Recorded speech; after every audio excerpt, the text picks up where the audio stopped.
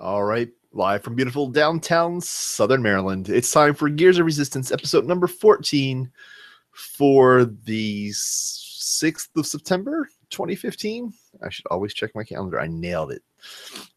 Let's see. We are a bi-weekly podcast dedicated to bringing you everything that you ever wanted to know and then some about open source hardware, the tech, the products that are out there, the different vendors, different project ideas, different people that are making waves in open source hardware. And then every now and then we do tips and tricks about building a product or building a business around open source hardware and all that jazz. So this week we are going to do a little deep dive, not really a project video, because I'm in nowhere near an expert on this yet, on the Particle IO Photon, which I purchased a few weeks back, have been using a little bit for some other projects. Got enough of a understanding of what it can do that I knew I wasn't doing but a tenth of it. I was kind of treating it like a normal, like another Arduino or another STM32 kind of product, like a development board. But it's so much more.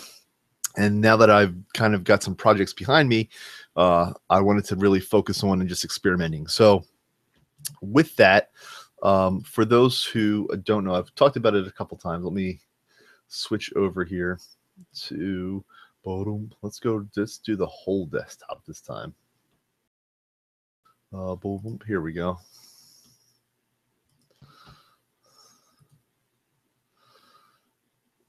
And make sure this is presenting to everyone.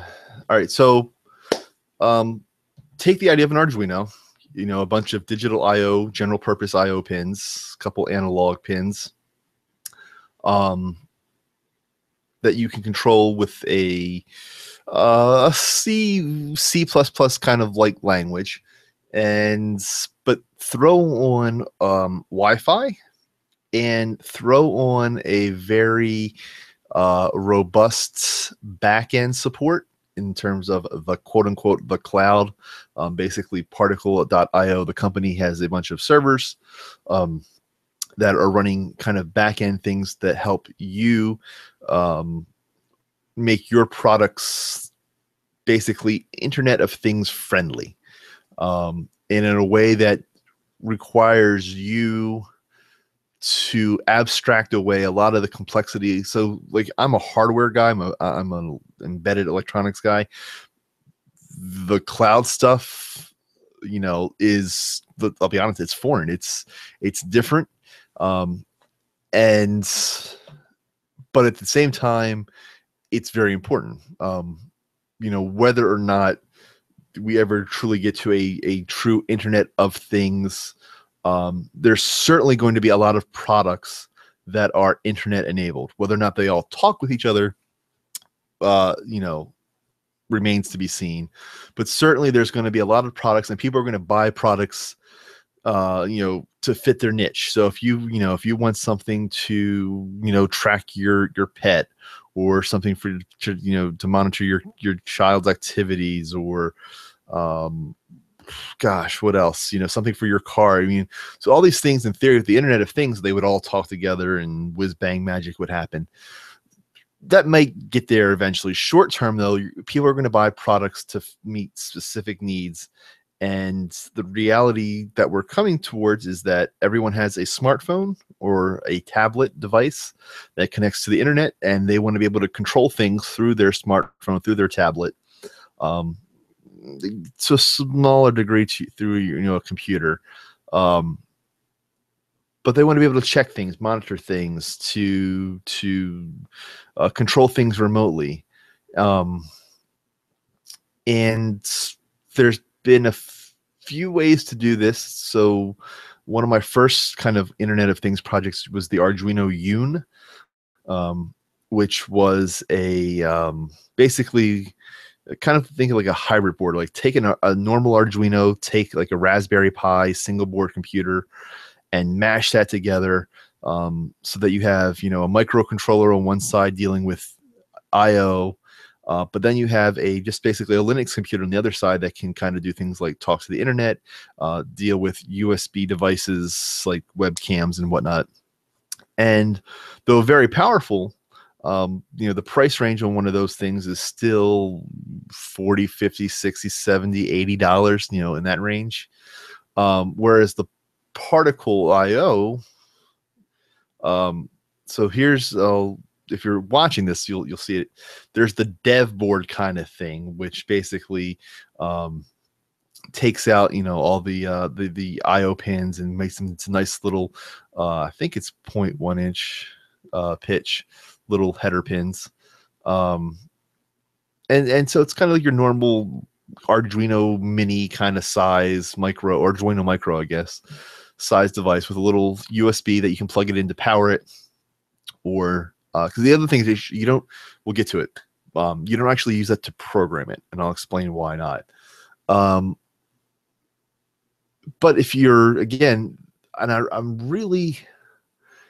going to give a lot of praise. Particle IO is doing a really good job of building a product and supporting it for people that are looking to build products based on their thing. So, a lot of the complaints with Arduino is, it's a great for getting people to learn electronics, but it's not powerful. It's not whatever to do a final product with. You're eventually going to want to move over to, and even Arduino admits it. I mean, they're moving with the Zero. They're moving to like ARM Cortex based, processors versus little, less powerful Atmel AVR micros. So, the trend is costs are coming down. There's more volume because people are wanting to buy more things, so that helps drive the cost down. Plus, there's all the technology innovation like 3G, Wi-Fi. So all this, it's kind of converging together, and we're getting products where you'd like this Particle IO. It's $19. And if you notice, they also sell just what's called the Spark Core, which is basically their processor that then you can take and which is basically less than the size of like your thumbnail. So you can then, I don't need all these IO pins. I don't need the USB. So when I go into a final product, I can shrink down, save costs, save real estate on my my PCB. And I'm not saying that other companies haven't done this. It's that the level of the documentation and customer support is so vastly superior than to anything I've seen with other products, including Arduinos. It's kind of like they took Arduinos, we're going to build a consumer-friendly prototype system, and we're going to take it to the next level. So if you go to particle.io, I'm rambling here. I'm going to get to the real good stuff here in a second. You can kind of get an idea of exactly what this product is. And like I said, I think if you're coming at it, I would still probably start with an Arduino to learn, because a lot of with the power of the particle, or excuse me, the Photon, and then in the case they have a 3G version called the Electron,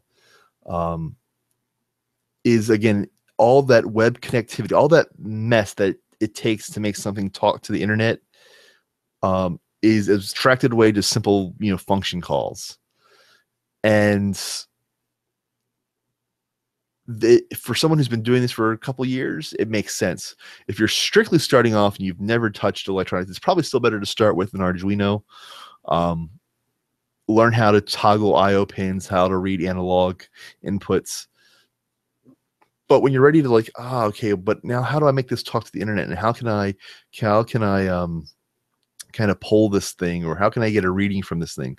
Then once you've got enough of and if you're a software person, this is probably actually easier, which is interesting, because it relies on JavaScript, or something they call Particle.js. I guess they've derived something, they've taken it and again, I'm not a software guru, so the cool thing is, if you are someone who's been doing like JavaScript kind of stuff, or even mobile app development, Android, iOS, this stuff is probably, from the software perspective, a heck of a lot easier to understand. Where someone like me, coming from the hardware world, it seems like the software is like, wow, this software looks really complicated, compared to reading registers off a piece of hardware, which I guess kind of assembly C for people that do web stuff may look more complicated. It all depends on where you're coming from. But this, like I said, this is the first product, and I can't. Let me also. There's so much of the back end stuff that they support. It's not so, and that's could potentially be the downfall, right? So because you're relying on a third party to be in existence to do some of the back end stuff, now, I'm sure there's ways to set up your own servers and set up your own back end kind of stuff. Should Particle.io ever go out of business, let's pray that they don't. But right now, so much of it is built on the idea is that there's a back end that they're providing. And we'll talk a little bit more about that too. Anyway, the other neat thing is like they also have a listing of all their people that have used their tech in products. So like it looks like Luna. Let's see here. This is a bed. Luna Sleep, the world's smartest mattress cover. The Luna is the first smart mattress cover designed to track and improve your sleep. Once you place Luna onto your mattress, your sleep will never be the same again. Say goodbye to groggy mornings. Luna tracks your sleep phases and identifies the moment of lightest sleep to wake you up feeling refreshed for your day. So this is stuff, again, other micro platforms could do this. Let's see. Let's find one that takes advantage of the Internet of Things concept. So Lono.io, I'm probably pronouncing that, is a smart sprinkler system. So you use it again with a smartphone. So again, it's kind of, I think I was a little confused on the smart mattress, but this one I think makes it a lot more clear. The idea of that there's a piece of hardware that sits somewhere. You have your smart device, your iPhone, your Android device, and to connect the two through the cloud to do things that, in this case, they call it the sprinkler sprint. Before you would run outside, you would turn the sprinkler off, you'd go back inside, go back outside, turn the sprinkler back on, and you keep doing that. Whereas now with the Lono, you can set schedules from your phone, you can turn them on and off, you can do a manual override and just turn things on and off. You can get readings. Looks like it says it'll measure the soil and tell you, at least if I'm reading this correctly. So anyway, my point is there's like real world products being sold with this. So maybe that will help alleviate some people's like, oh, is this just another one of those Arduino like things? Boom, boom, boom. So let's go ahead and let's start getting into a little bit of how to actually do something with it. So when you buy a Particle IO, or Photon, God, I keep saying, when you buy a Photon from Particle IO, it's going to come with a pre-programmed piece of firmware that basically there's also an app, and I've got the iPhone version, that lets you do things like toggle IO pins, read pins, and it's real nice, real simple to use. So out of the box experience is really good because it's already got something on it that you can, If you can't just make an app talk with a piece of firmware, it'll let you know maybe I got a bad device. But out of the box experience is really good as well. So what you're going to do first is you're going to download. There's two ways to do it. You can either download an IDE called Particle Dev, or you can they have a web-based version. Let me see if I can bring that up here real quick. Boom, boom. Let's see here. Let's type in Particle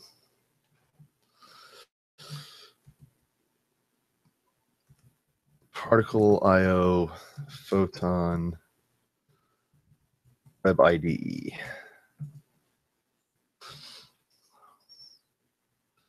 Okay, it's build.particle.io. Boom, boom, boom, boom, boom. I'm using the offline just because sometimes doing work with when I'm on the road, and just want to have be able to work when I'm not necessarily connected to the internet. All right, you'll notice that it kind of looks a lot similar to when I show you the offline one. So they have some demos code in here. Let's see. Let's do a web connected LED. So again, this is all in the browser. And you'll start noticing. So if you've done anything with Arduino, you'll notice, okay, this kind of looks similar to what I've experienced before. Declaring variables. I've got my setup function. I've got my loop function that runs, and I've got any functions that I write myself. And there's setting the pin mode, the digital writes. But you'll notice here's where things getting a little bit different. And actually, yeah, we'll stay here for real quick. So Spark dot function LED toggle. So in other words, when again the photon's on the internet, when I get pinged to do the LED command, and they use the RESTful API concept as their way to interact from a browser, I'm going to run the LED toggle function. So here, so the loop doesn't do anything. You've kind of set it up here. This is kind of like, I think of it as kind of like a web interrupts kind of thing, is my way of mentally thinking about it. So when I see a API request come in, basically when someone hits my URL with this or URI, uniform resource, yeah, I'm going to run LED toggle. Now there will be another string coming in with it, which will be a part of the command. So then we do a string compare. If the command is on, I'm going to turn my LEDs on, return to 1. If I get the command off, I'll turn the LEDs off, return to 0. If I get nothing or I get garbage, I can return a -1, which is an error statement. So you can kind of do some error handling as well. And that's cool and all, but again, for me, as a guy that comes from the firmware embedded world, I'm like, okay, that helps to a degree, but I wanted to understand how to actually deal with like this I'm going to start with a website, and eventually I'll learn how to do mobile apps. But let me just start with understanding how this works from making a web page. So this is the code I've come up with for a basic website. And again, this is you'll notice it looks a little bit similar. This is the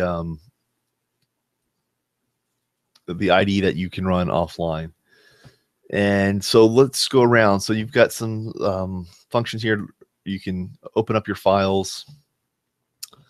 You can you can do a little buffer search. There's a lot of different things with connecting it, which I'll explain a little bit, but I'm not going to go into a lot of detail because there's a lot better tutorials like I said, Particle IO does a fantastic job when it comes to their documentation. So the idea is that you have to set up your Photon when you first run it. And every device has a little address that you're going to link to your account. So the first thing you got to do is, and this is where this third-party backend comes in. You've got to buy when you buy the Photon, you create an account and you say, I'm going to link this particular Photon to my account. Because in theory, you could buy multiple Photons to serve different projects. And you would want to have, so you're gonna basically register each one with your account. Then when you, let me exit out of here. So when you write your code, like I said, you don't plug this up with a USB cable into your computer. You can actually, you flash. So once that Photon, in this case, I gave it the name Parks Photon, and I probably shouldn't be showing you my address, but I'll assume that people are not going to be that nefarious. The other part is there's an account kind of so the two-part security is you also need to know my account kind of, I don't want to say password, but it's a key, I guess. Again, bear with me, I'm a hardware guy. So I can flash by the cloud. So in other words, if you notice down here, it says this little blue light blinking says, hey, yep, I see Parks Photon is on the internet, and I can talk to it. So again, you go up to here, you write your code, you simply hit flash the Photon, and then down here it'll start doing the same kind of stuff that you would when you run like an Arduino IDE, when you see all the compiling, and then it sends it over to the Arduino Micro, to the Atmel chip. Same thing happens, except here it's all done over the cloud. So why is that cool? And why would I prefer that over having a cable hooked up? So one of the big things with the Internet of Things, in my opinion, will be today let's say you buy a smart light system. That firmware has to be right when you go to install. Say I have smart fixtures, quote unquote smart fixtures. Maybe they're running, like a 900 megahertz RF, some sort of kind of remote control. Anything I do, if there's any code involved, I've got to make sure that I get it right the first time, because I'm going to dump it to maybe an EEPROM or some other. Well, it doesn't really actually matter what type of memory is. The point is, once it's on whatever type of memory, and then that device gets packaged up and installed. Again, we're assuming like a lighting system. If I go, oops, there's a issue with it. Think about how you would fix an Arduino project today. You'd have to pull up the USB cable, you plug it in, you reflash with new firmware. And that's well and all for, onesie twosies things. But the idea of Internet of Things, again, is everything, literally almost everything has a chip in it. So if you think about it from that perspective, say like every light bulb in a building has one of these SCART cores in it. And I noticed, oh man, I made a fatal flaw in the firmware. Now, instead of having to go physically to every bulb and take your laptop and plug it in and reflash the light fixture, you can do it over Wi-Fi. So the idea is the maintenance, the security upgrades. This is a huge advantage. So that's kind of why, it's like, the guy's like, well, why would you want to flash over the internet? Isn't that dangerous? Yes, potentially worry about security and people hacking and coming out with malware. Well, yeah, it's the double-edged sword, right? And outweigh a risk. I think we can mitigate the risk through better security. Again, Internet of Things, the internet in general, was not built to be a secure thing. It was meant to be a bunch of scientists sharing scientific data. We've had to kind of reverse engineer insecurity. Internet of Things is still kind of young enough where, yeah, there's are things that you could consider Internet of Things that's already fielded that's not very secure. But hopefully, lessons will be learned, and we will adopt. Again, there's not, I've read a bunch of things on the security with Photon, and yes, it's not perfect yet. They are working towards making sure end-to-end security concerns are in place. I think, like, obviously from my computer to their servers, I'm secured, HTTPS, TLS, all these SSL, all these fancy web stuff that us firmware guys kind of just nod our head and agree with.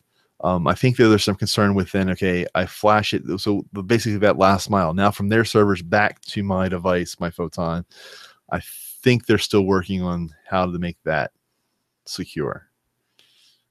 Or at least actually the traffic. I guess it can be read. I don't know if it's encrypted, but that's what I read. And so is it, again, should you be doing mission essential stuff with this stuff? Probably not right now. But if you're doing things like, lighting systems, probably not a big deal. Anyway, I go on a rant there about why we're going to program this over the internet. So basically, let me go back to my specific project. I wanted a project that did three things.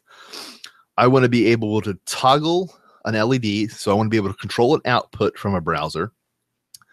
I want to be able to press a button on a web page and get a reading from a sensor. And I want a sensor to automatically update every couple seconds with fresh data. So those are my three goals. So I've got the way so basically going to have my LEDs, and I'm going to have a little photo resistor, a photo cell, and just take an analog reading off that. So, not the most, exact thing, not the most complicated circuit, this little voltage divider circuit, and just take readings off of it. So again, normal thing, I'm going to declare which pins are on what. I'm going to set the pins to outputs or inputs. But again, here's where a little bit of the changes occur. So spark.function, open paren, in quotation marks, LED toggle. In other words, when I see the command LED, I'm going to run the LED toggle function. Spark.variable, analog value, ampersand, analog value. So this is, again, pointers and memory addresses versus so how do you make things more efficient with code? So the idea is, if I see analog value come in, I'm going to send back the value of the analog value variable that I set up here, an integer, which I set to be 0. You could change this to be anything else you want it, I believe. I don't think it has to match the value, the name of the variable, but I could be wrong, if I recall correctly. Anyway, so this function is basically, I control an output when I'm pinged, and then this is returning a variable, again, when I'm pinged, or the value. Then I'm going to go ahead and set the LEDs to low to begin with. I'm going to have and now this time my main loop is, all it does is simply read the analog value of the photo cell, the photo resistor, and do a little pause, let it settle out. And then I'm going to push a variable up to the servers, the Spark servers, depending on that value. So I arbitrarily decided, if the amount of light that is striking the photocell causes the analog pin to read the value of 2900 or greater, I'm going to publish to the Spark website, or my little dashboard that I'm going to, and then again, my website can then go read from. I'm going to publish to the photocell status variable. I'm going to set that to bright. I'm going to make it private. And if it's less than 2900, I'm going to send the variable to dark. And then again, I'll read that later. And then the LED toggle, nothing fancy here. Again, depending on the command received as part of the LED. So the LED is the command, or the LED is the basically tell me I want to run this LED toggle function, and then the additional data, the command that comes with it, says on or off. The other neat thing, so if you declare something to be a cloud variable or a Spark.variable, variable, you can actually monitor it in real time. So this is what you're seeing down here. Analog value 331. Now I can sit here and manually refresh it. So right now it's kind of bright. Let me put my hand over the photocell, take me reading. Okay, now it's down to 353. The other neat thing is you can sit here and you can tell it to watch. So instead of me manually pressing the refresh button, every couple cycles, it will go ahead and automatically, there we go, take readings. There we go. So I'm going to put my hand over it, take a new reading without me pressing the button. Oops, I think I untapped. There we go. So there we go. So that's cool. So that lets you do some sort of debugging. If, for instance, you don't have the device right in front of you, you can kind of get a reading without having to sit there. So that's the development. That's the firmware side. So if you notice, it's not really that complicated. I mean, even if you've done basic Arduino stuff, it's not that far of a stretch to be able to do the, read the documentation about the Spark specific functionality and add it in. And then again, they're doing all the magic that needs to be to store that onto their servers so that you can then run a,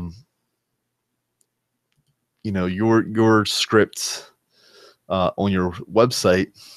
But before I do that, let me go over. So we talked about build.particle.io. There's also dashboard.particle.io that lets you, again, all your devices, probably shouldn't be showing that, but oh well. And basically, let's go ahead and make this live.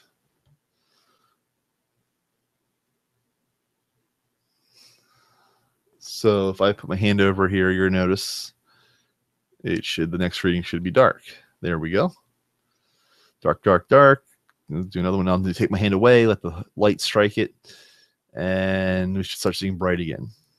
So this is being powered by nothing more than the code I've already shown you. Those simple lines of code for my firmware, which again kind of looks very Arduino-ish, is still powering this website because all the magic, all that back-end stuff, Particle IO is doing for us.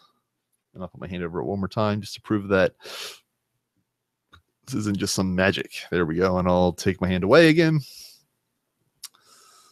But let's go to the website. So to do this, let me actually run this. So we're going to need to know a little bit of HTML, a little bit of JavaScript. So let me go ahead and let me just go ahead and actually. So what I'm going to do is I'm going to let me start the server up. So we're going to do Node, because we're doing Node.js Photon server. So basically this little, and I'll show you the code. This is going to make a little server that's going to serve up this index.html web page to localhost. So there we go. Now we're serving up our Photon. So now if I go to localhost port 8081. There we go. So this is a little website I wrote. And if we go over here, let me go up to here. Let me go up to, so if you're, again, one of those hardware person that's like, you looked at your browser and you're like, I don't understand what half this stuff does. Like, especially when you go into a developer and you have a JavaScript console, you're like, well, what does that do for me? I mean, you probably know in general, but now you can actually see in real time. So my code is basically just like the website was updating constantly, the dashboard.particle.io. So too is my own website. I'm getting data bright, which over here, here's the alert status is bright. So if I put, again, I'm going to put my hand over the photo cell. There we go. In my stream, my JavaScript stream over here, dark, and then my website updated to dark, without me having to press any buttons or do anything other than put my hand over the photo cell. I'll remove my hand, and there we go again. So let's do another thing. So I want to take okay, so that tells me if it's light or dark. I want to actually get the reading. What's the actual number being read on that analog pin? I hit this button here, manual reading, and there we go, 3285. You'll notice over here my little JavaScript console, that's when I pressed that button. That was the request that got ran and came, and this is the data that came back. And then I guess I should show you the, if I had another camera, but basically if I turn the LED on, go ahead and, so this says, it gives me a little feedback that says, yep, I connected and I was able to, there's that return value, right? We should, 1 if I turn it on, 0 if I turn it off, -1 if I get an error. So then again, you can do some error correcting. Let me go back real quick. So that's the website. And that's all it does. That's all I wanted to do, was just to be able to control an output, read, do a manual, press a button, get a manual reading, and then again, stream some data as well. So let me just go ahead and refresh that real quick. Okay. So what is actually, so what's the code that's actually running? So I'm going to launch up, I'm using Atom for my writing my code. So let's do the server real quick. So this is it. This is basically, there's nothing fancy. There's nothing particular about the Photon or this particular application. This is simply some code that you can write and use to always create a little web server that when you type in localhost port 8081, it will always serve up an index.html page. And then again, whatever you write over here is what gets put out to your browser, and it can be anything you want. So this is this magical world where you got to know a little bit about C++ programming. You got to know a little bit about JavaScript. You got to know about HTML. If you wanted to make it look pretty, you probably know a little bit about CSS. Or if you're doing anything for real, you're probably hiring people that are experts in these areas and bringing them together. But I'm not going to stay too long because I want to. I just noticed that my yeah. So all my tokens are on there. So what I'll probably end up doing is doing a. I will set up some static images that have been edited that you can read through and take a look at them. And kind of get an idea of exactly how this all magic works. Boom, boom, boom. Because I don't want to necessarily put all my security tokens up one here. But that's it. That's the kind of the homework experimentation I've been doing. Let me boom, boom, boom, boom. Let me exit out of here. Yeah, here we go. So, trying to think what else. Yeah, that's it. So, In the links, I will put a scrubbed version of all the code that I'm working on. Basically, I'll take out, my stuff that's particular to my Photon and my account. And then hopefully that'll give you an idea of what's possible with the, so, the idea is this isn't meant to be a final product. This is meant simply to, do I understand enough of the technology to actually do something potentially useful? And it's cool. I really enjoy it. I think obviously the particle itself here. So this is just plugged into a power. Yeah. But that's it. And again, this little guy here, this little chip, that little piece of silver in the middle, you can order that part too, just by itself, and incorporate it to, so if I wanted to make this its own product, all these headers I don't need, all these buttons I don't need, these LEDs I probably don't need, I could probably, get a little surface mount resistor, find a tinier, smaller photocell, and make my own board. The other thing is they actually talk to you. There's, again, they're on the Particles website.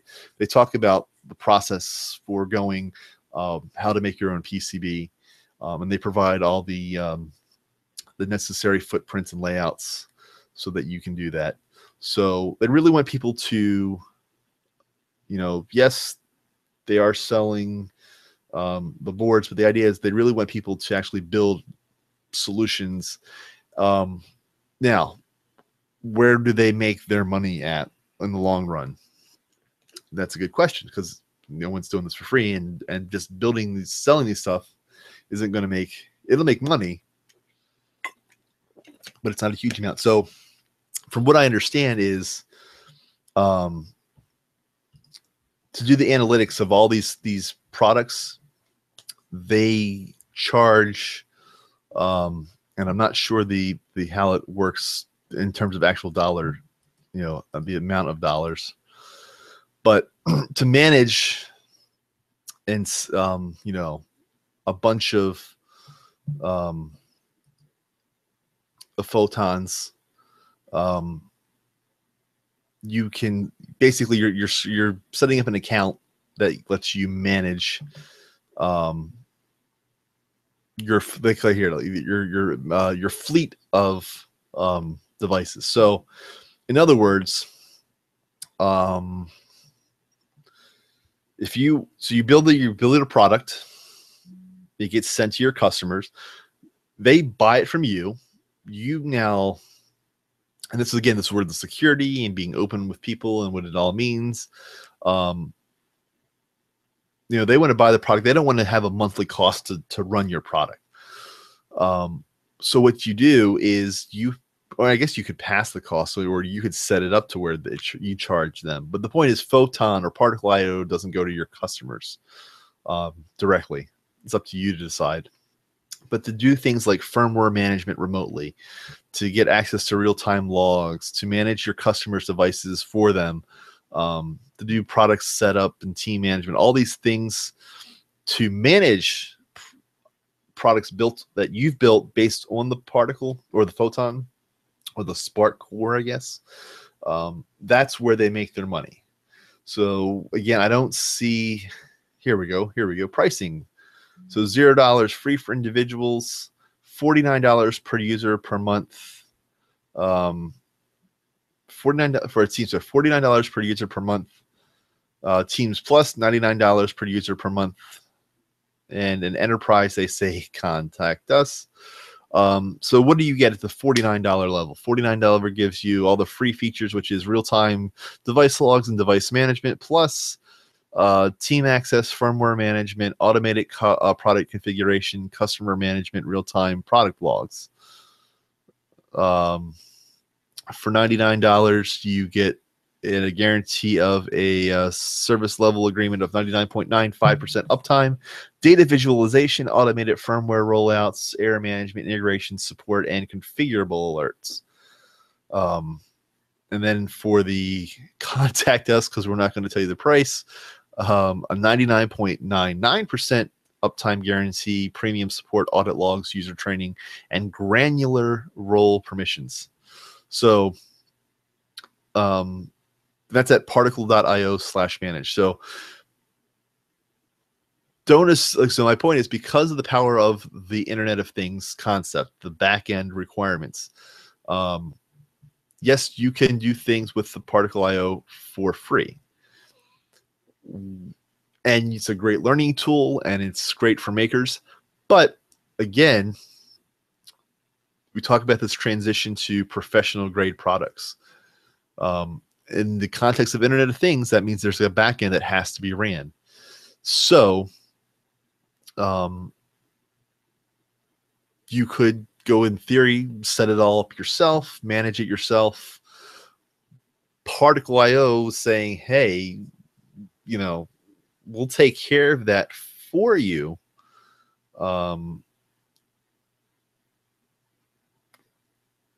At a cost that's pretty reasonable, I think. I want to make sure that I understand that this $49 per user per month.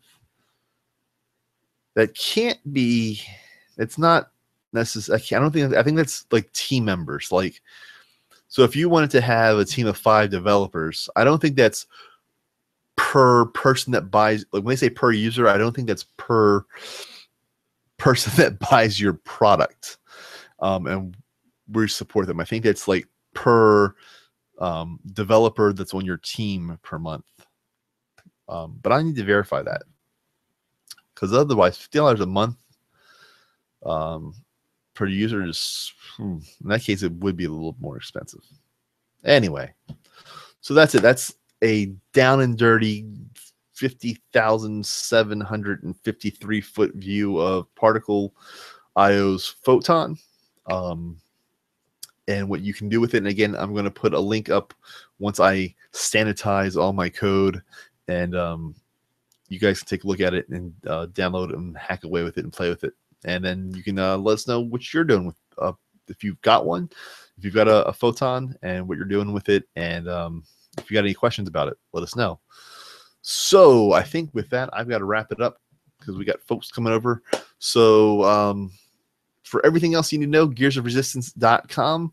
There's links to everything else we do. And yeah, so with that, thank you all very, very much for listening and watching. And I would encourage you to watch it if you're only listening.